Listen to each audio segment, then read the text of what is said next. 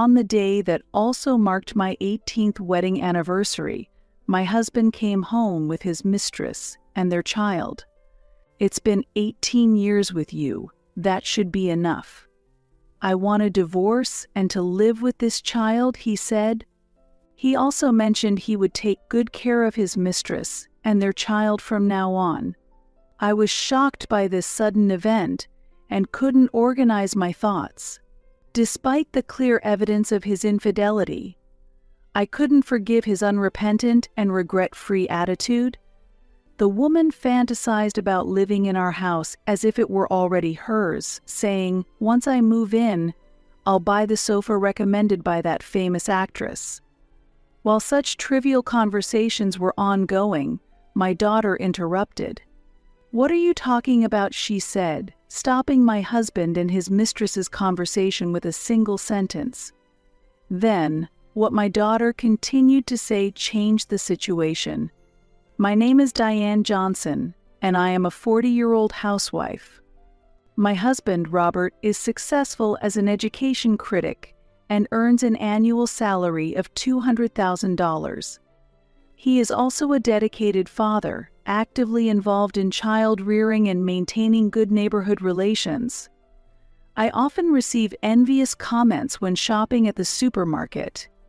This morning, a neighbor thanked me for helping clean up a sign blown away by the wind. They really appreciated it." "Really? Was someone watching?"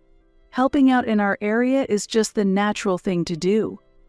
Robert was always contributing to the community and seemed like a perfect person everywhere you looked. Being married to him, I felt happiness every day." Our daughter, Michelle, also inherited Robert's good genes. Robert teaches Michelle daily, and she maintains top grades at a high school.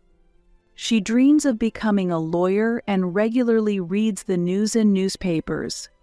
"Wonder what would happen if this case went to trial," she said, while pulling out a law book to look up the laws. "It's really amazing to study so much every day, and if it were me, I'd put it off right away. It's tough, but I learn a lot.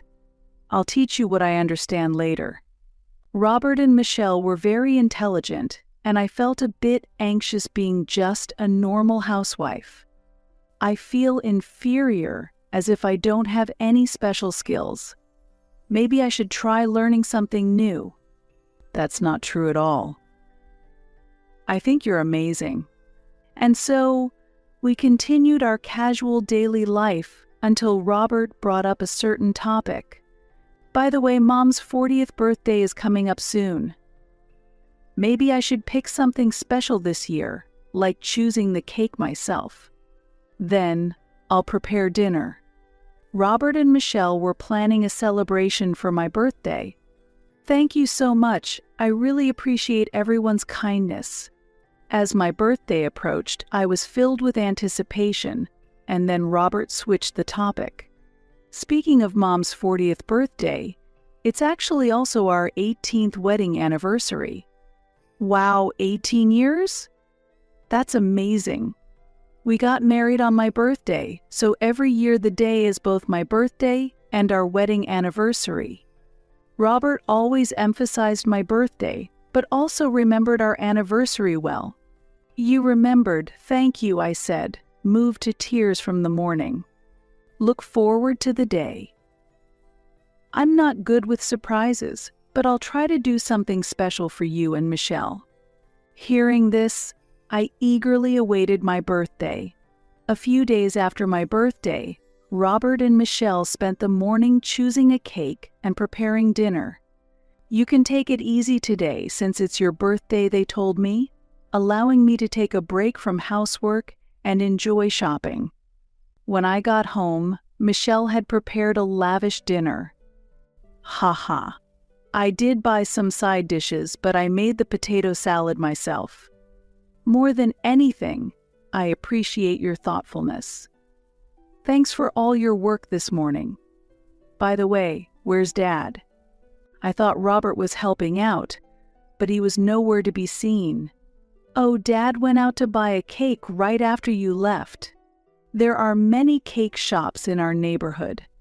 Still, it was worrying that he had been out since early morning and hadn't returned by night. When we called him, he said he would be back soon. The background noise sounded like he was in a car. Maybe Dad went to a faraway store to buy a special cake you saw on TV and wanted to try. Yeah, maybe he went to buy that delicious-looking cake you mentioned. We eagerly awaited the tasty cake and Robert's return. 30 minutes later, Robert came back holding a cake box. "Sorry I'm late. I bought your favorite cake, so let's put it in the fridge." "Now, let's eat the dinner Michelle prepared." "Yay! I'm starving, let's eat." I smiled, listening to their conversation, and carried the cake to the kitchen. What I exclaimed in surprise, but my eyes were fixed on the cake box. Checking the seal, it was from a shop just a 10-minute walk from our home. I was a bit embarrassed, thinking he had driven far to buy a special cake, but he probably just picked up the cake along with some other errands. After dinner, as we were about to eat the cake, Robert cleared his throat and started to speak. "I have something to tell you. Can you wait a moment?" Michelle and I exchanged glances and whispered to each other about what might happen next. "Maybe there's a surprise for our silver wedding anniversary," I suggested, thinking it might be possible. Robert might have gone on a long trip to buy a present. Michelle, excitedly poking my arm, said, "I wonder what we'll get." Knowing Dad, it must be a beautiful branded bag. While we waited eagerly for Robert to return, Michelle and I let our expectations grow. Then, 10 minutes later, Robert came back. The moment the living room door opened, our expectations immediately changed. "What?" I exclaimed. Behind Robert stood a woman and a child I didn't recognize. A woman in her 20s wearing a miniskirt and a grade school child with brown curly hair stood there, clearly from a different background than our family, which unsettled me a bit. "Who are these people?" I asked, and Robert dropped a bombshell.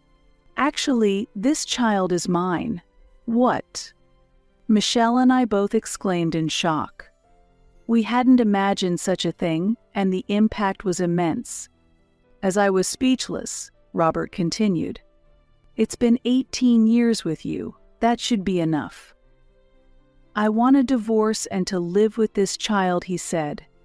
"Michelle has already graduated from high school and is an adult. You both are grown-ups, right?" While we were speechless, he added that he would now take care of his mistress and their child. Robert's voice was heavy. I still couldn't grasp the magnitude of the situation and alternated my gaze between Robert and the woman standing behind him. "But this child is still young, and we haven't spent much time together. We've always had to sneak around outside. That's why I want you and Michelle to leave this house for the sake of this child." Robert was asking us to leave the home we had lived in and loved for many years. We bought this house when we were newlyweds, filled with excitement, and it was packed with memories. He was saying we should hand it over to his mistress because he hadn't spent enough time with his mistress and love child, which was utterly unreasonable. Faced with this sudden turn of events, I needed a moment to stop and gather my thoughts. "Wait a minute. Are you really saying this child is yours?" I challenged, doubting the child who was different from Michelle. "Yes, it's true. This child's name is Nicole. Unlike Michelle, she's very active and cheerful. Right, Kelly?" "Yes. I heard from Robert that Michelle is quiet and intelligent." "I'm very happy that Nicole has a completely different personality," Kelly said with a smile, looking at us. I was infuriated by the exchange between Robert and Kelly. Thinking about how Robert had been caring for another woman behind my back while I looked after Michelle at home made me sick. "Mom, are you okay?" Michelle asked, rubbing my back worriedly. Normally, Robert would have noticed right away. but now he was completely ignoring me due to the presence of another woman. He was only looking at Kelly and Nicole. "This will be our new home. We'll give the sofa and TV to Diane and buy new ones," Robert declared. "Wow, great. I want the sofa that famous actress recommended," Kelly exclaimed happily. They were already planning ahead as if the house was theirs to give, even though no such agreement had been made. I had no intention of handing over our home to his mistress. "It seems like you're moving ahead with your plans, but this house is not yours to give. I want you to leave as soon as possible," I said loudly, and the room fell silent. Robert sighed deeply, looking at me coldly, and said, "Listen, this house is supported by my income. That means I have the authority over it. From today, this place will be our family's home, and I want you out, okay?" Robert's usually mild demeanor had turned into that of a complete stranger, cold and merciless. He laughed mockingly and added, "We are getting divorced today? Diane, you're 40, it's a good time. Don't worry, I'll make sure to pay child support until Michelle is fully grown." "I don't understand at all. Do you think she will take care of your parents? You know your father is in the hospital right now, right?" "Of course. What are you talking about? The divorce has been approved by my mother, too. No need to worry about money." Robert seemed to think that paying money would solve everything. Feeling belittled by him, I was filled with indignation. "What are you talking about?" Michelle asked calmly. "What's wrong? Are you sad about being separated from Dad? Don't worry, I won't forget about you, even if we're apart." "No, that's not it. Dad, you can't divorce Mom." Michelle's statement brought murmurs to the room. "Why would you say that? Are you jealous that we are going to be happy?" "Kelly, calm down." "Michelle, where did you get that idea?" Robert asked with a forced smile. Michelle's response then changed the situation. "Because it's defined that way by law." "What law?" "That's news to me. Are you trying to scare us?" Kelly questioned. I hadn't heard of that law either, but knowing how serious Michelle usually was, she wouldn't lie. Robert, understanding Michelle's character, was surprised by her words. "Actually, the law does not allow the person bringing the mistress to file for divorce, so it's impossible for Dad to propose divorce." To verify this fact, I immediately checked my phone, and sure enough, Michelle's statement was accurate. "Oh, it's really here. Written right here," I said, and Kelly vehemently objected. "Then you should propose the divorce. Give Robert to us." Even though Kelly pressed me, thinking about what Robert had been doing made me uncertain if we could really start over. Yet, I also felt that I couldn't just let Robert go, following Kelly's demands. When I was cornered by Kelly and couldn't say anything, Michelle stood up for me. "What do you really want to do, Dad?" "Yes, of course, I want to start a new life with Kelly and Nicole." "Michelle, you're an adult now, and you can live with Mom, right?" Robert replied. Michelle responded calmly to that. "Is that so? But would you still want to be with her if this child causes you to lose your job?" What Robert was taken aback. Nobody understood what Michelle meant. Then, pointing to the hiding Nicole, Michelle said, "This child goes to XX elementary school, right?" Why do you know that Robert was surprised? "That school is on my way to school.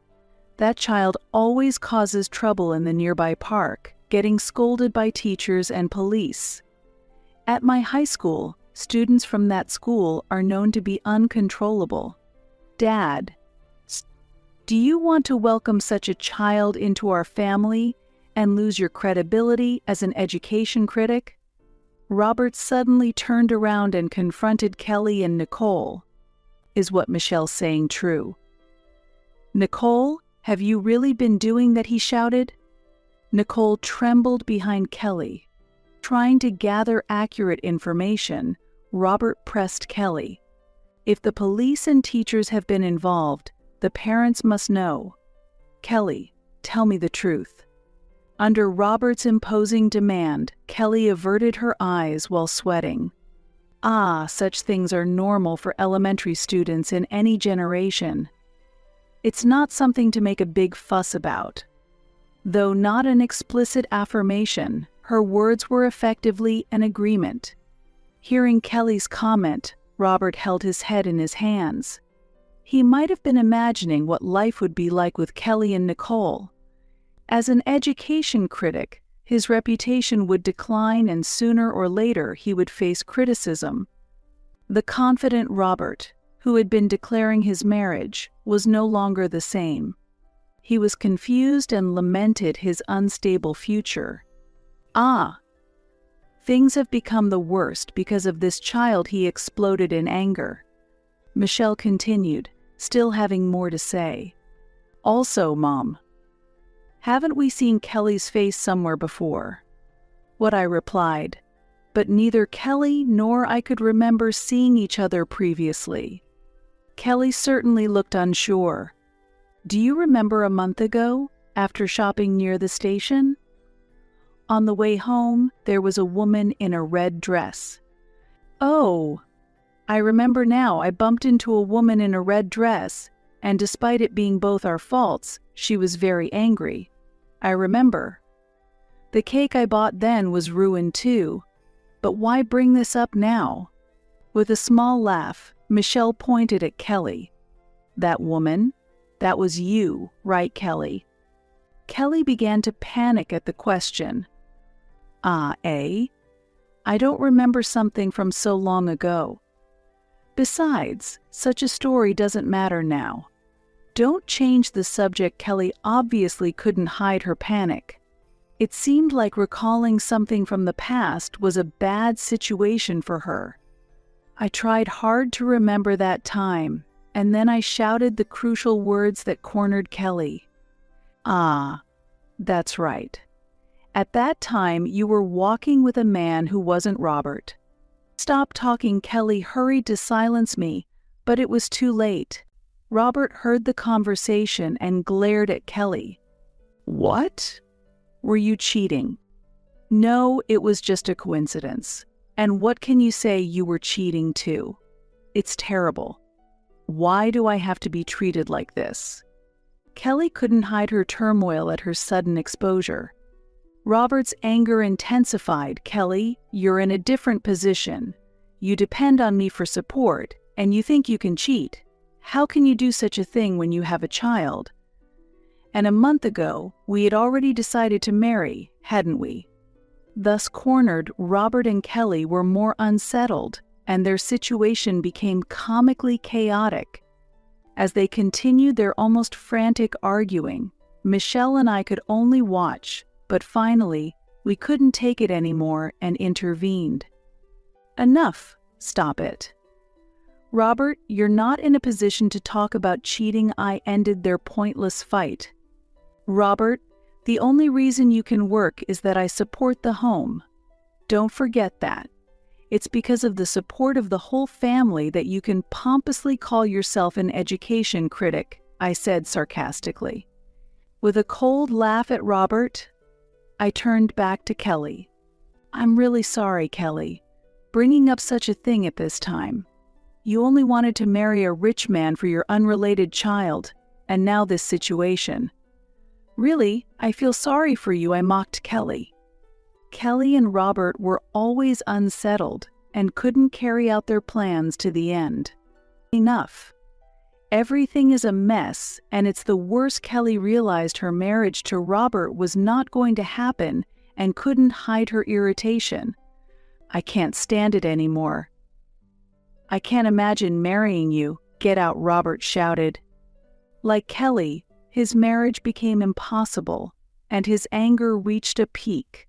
"I'll never step into this place again. Nicole, "Let's go." Kelly tried to escape the scene after suddenly appearing and pressing me for a divorce. Her affair revealed and her position worsened. This day was my birthday and also our 18th wedding anniversary, but it was the worst turn of events. However, I wouldn't let it end so easily. As Kelly attempted to flee, I tapped her shoulder lightly and said, "Where do you think you're going? Since you had an affair with a married man, expect a claim for compensation."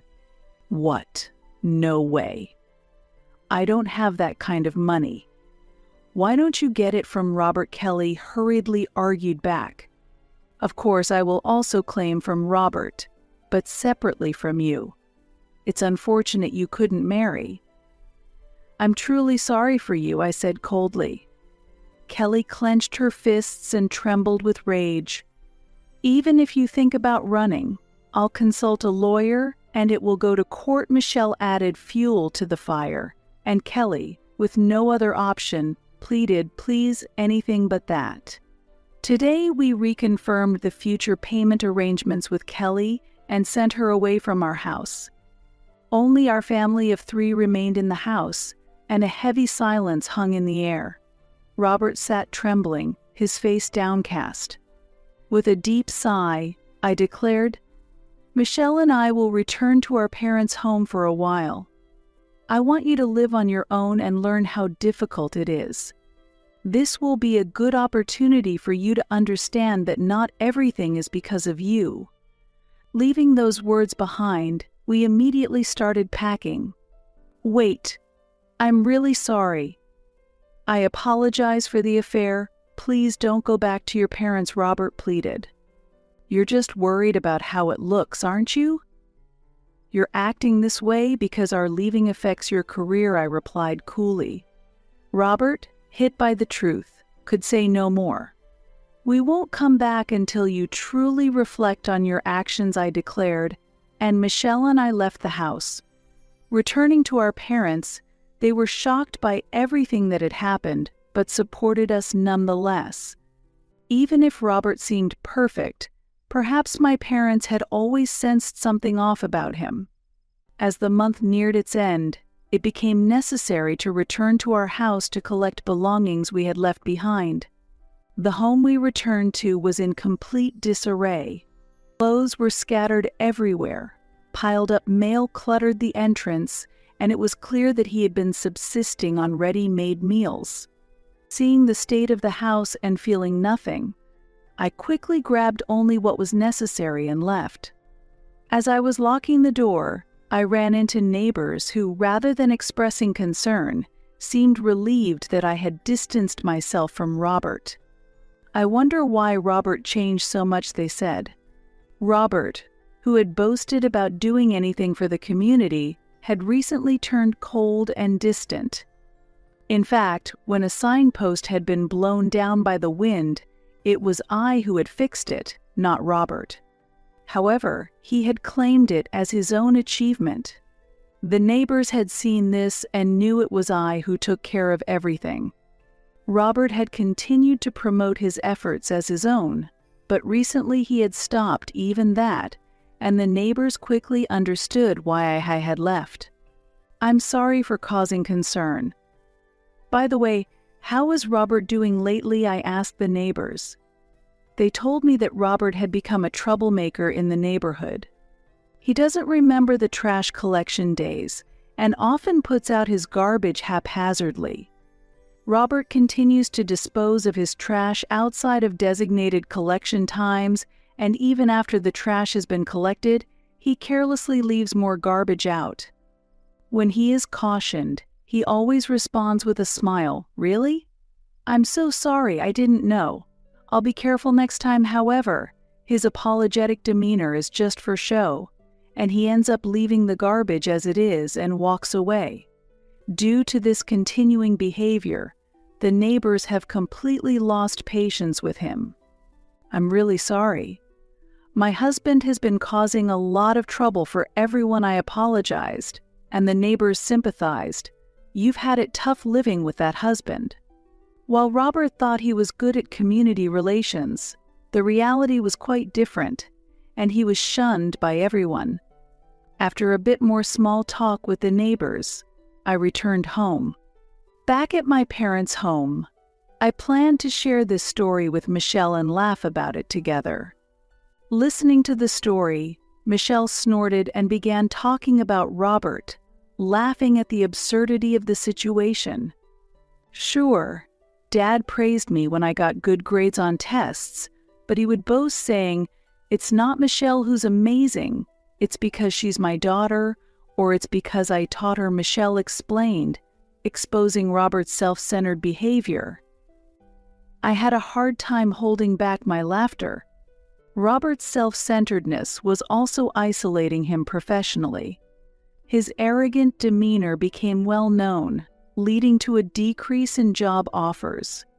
The reality of this was clear.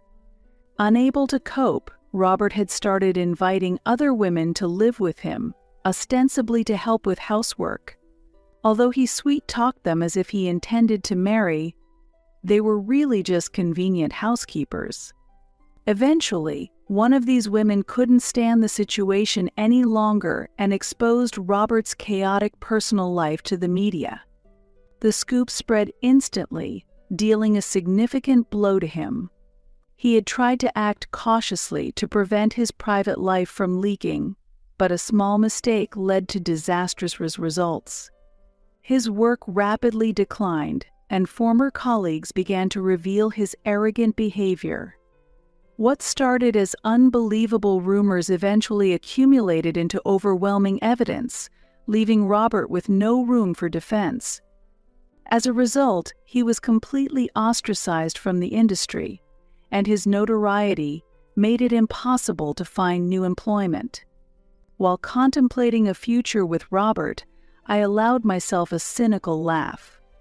I had thought about repairing our relationship if he truly reflected, but I knew it was a naive thought. Deciding on divorce, I sent the divorce papers to finalize the separation. Robert tried to contact me multiple times, but I ignored all his attempts, continuing my complete disregard. I imagined him regretting his infidelities upon seeing the divorce papers. He might still harbor childish hopes of reconciling with Kelly, but that would be inexcusable. I took the initiative to claim compensation and ensured I would never meet him again. Kelly would surely keep her promises. A few days ago, Michelle and I visited Kelly's parents and revealed all the facts. Her parents expressed deep regret, apologized to us, and submitted a written promise never to repeat the same mistakes. Kelly's parents had once let Robert visit, but they sent him away without letting him meet her. Kelly would now live under her parents' strict supervision, forbidden from contacting other men and leading a monotonous life with restricted freedom. She would regret this incident for the rest of her life. Both Robert and Kelly would have their own time for reflection. I vowed to Michelle that I would do my best to provide her with a much more fulfilling life than before. Sharing this sentiment, she said determinedly, "I'll become a lawyer and surpass Dad. We'll definitely live in a good home." Happy with her resolve, I responded, "Exactly. Let's work hard at that." Filled with hope for our future, I felt optimistic about the life ahead of us.